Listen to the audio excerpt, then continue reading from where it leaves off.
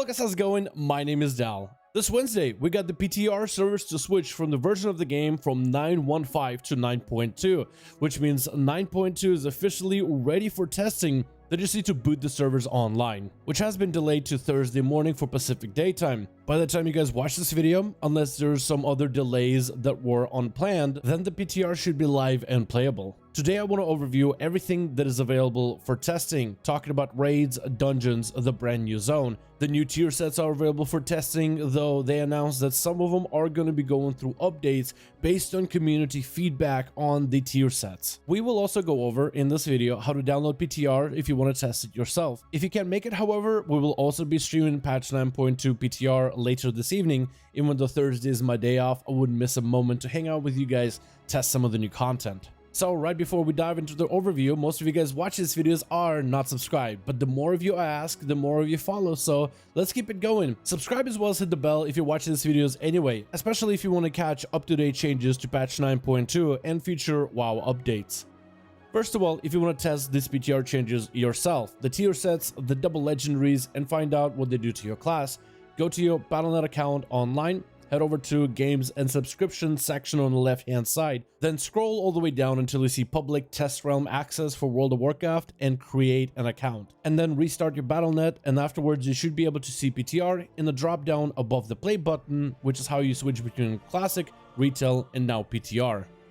The first thing that's going to be available for testing on PTR is the new raid and the Dungeon of Tezavesh. The raid for Sepulchre of the First Ones will actually have some of its first raid testing this week, starting Friday, December 3rd at 1300 PST or 2200 CET.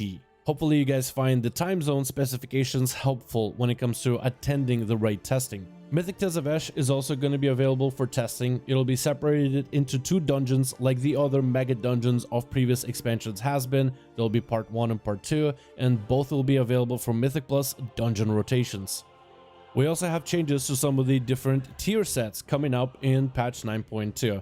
Now, not all the changes have been implemented, but a lot of changes are planned, at least for now, and there's likely going to be more with more community feedback and live PTR testing.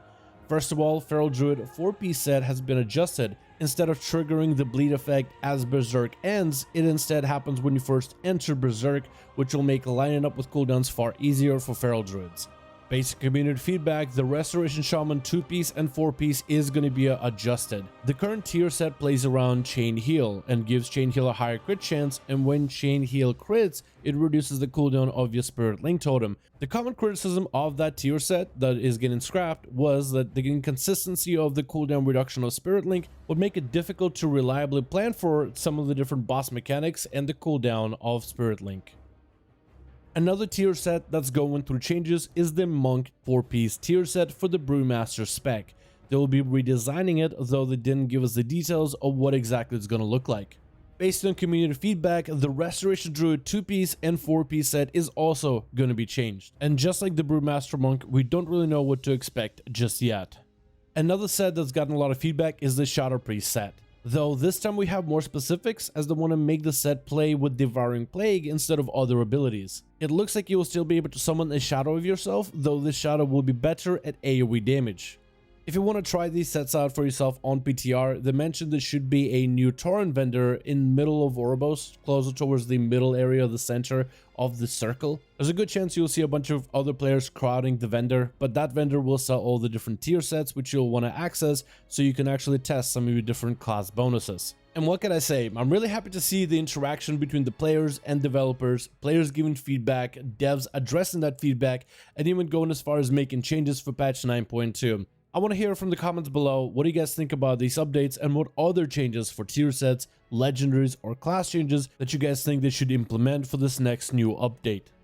You'll also be able to test out the new solo queue Brawl called the Solo Shuffle. It's a Brawl that you queue for solo that puts you in a 3v3 scenario where the game will constantly shuffle the teams around, queuing them against each other back to back in direct elimination. The person that performs the best in the variety of different teams that they get shuffled in gains the most points. The WoW community has been asking for a solo queue mode for a while for arenas, and this is Blizzard's take at a potential solo queue mode. On paper, it does sound like a mode that promotes skill rather than randomness of getting the right composition and then stomping over the enemy team who got a very unlucky matchup. I'm excited for this mode and hopefully it'll be successful because it could become part of the mainstay modes together with battlegrounds or arenas. But think of all the other team modes that they could implement in the future: 6v6 battlegrounds, 1v1 arenas, 5v5 1v1 arenas. I mean, it just seems limitless at that point. Then they got more Torghast updates for 9.2. They did mention that Torghast will not be necessary in order to craft your final rank legendary once we enter Zereth Mortis. So hopefully Torghast will become a side activity that you get to do only if you want to. They added a new mode called the Jailer's Gauntlet. In that mode, it's like a boss rush where instead of clearing full floors, you will be fighting bosses back to back to back that will have an ever increasing challenge to them. And it's supposed to have unique rewards and cosmetics. We'll see what kind of rewards this mode offers once the PTR servers go live. There's even more improvement towards UI functionality, mostly when it comes to developing and creating mouse over macros or keybinds, as well as cursor macros or keybinds. Most of us that raid or PvP use mouse over macros and key binding macros regularly, so this is just gonna add a UI element for players that are not super well versed in macros, or maybe newer players, to be able to create the same functionality without necessarily fiddling with macros. Honestly, a good UI element for players that are looking to enhance and get better at their class through enhanced gameplay. And I probably should have mentioned this as the first thing on the list, but yeah, Zereth Mortis will also be available for exploration, the new reputations, some of the different quest lines, world quests, and more. Some players were able to compare the different maps of Zereth Mortis versus other maps of other zones that Blizzard created, and Nazjatar seems to be about the right fit for how big Zereth Mortis is going to be. For everybody who skipped out on Battle for Azeroth, Nazjatar was a fairly large zone, not the largest ever created, but it was fairly big with a lot of places to explore. It had a little bit extra verticality with hills that go up really high, steep cliffs for you to climb down step by step, and even caves that go way deep into the surface. So that means Zereth Mortis might actually be pretty spacious. We'll find out once it's live on 9.2 PTR. It should give you enough variety on the biomes between the green and the sandy areas, and there should be enough activities for you to interact with, like world quests, rares, treasures, as well as a world boss. It's also worth mentioning that this is the first update of patch 9.2 PTR. There's likely going to be more. But even with this build, we have a lot to test. We have the different tier sets that we could try in dungeons, against trained dummies, and even against raid bosses to see how well they work, or if they work at all. The double legendaries, which sound like they might roll out at a later time, or maybe they are going to be functional on 9.2, we'll know once the servers are actually turned on and are playable.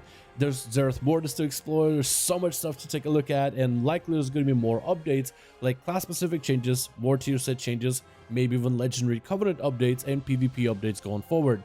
But for now, that's going to be it for me. Thank you guys so much for checking out this video. I do hope you guys enjoyed. I'm legit very excited about 9.2. I've been waiting for this thing for a while. I cannot wait to try all the different things. We'll likely be streaming it later this evening. Thank you all so much for watching. If you guys enjoyed this video or found it informative, give it a thumbs up. I would very much appreciate it. Let me know your thoughts in the comments. What is the one thing you're looking forward to the most in testing or seeing in patch 9.2 PTR? Thank you all so much for watching. I hope you guys enjoyed, and I'll see all of you in the next one.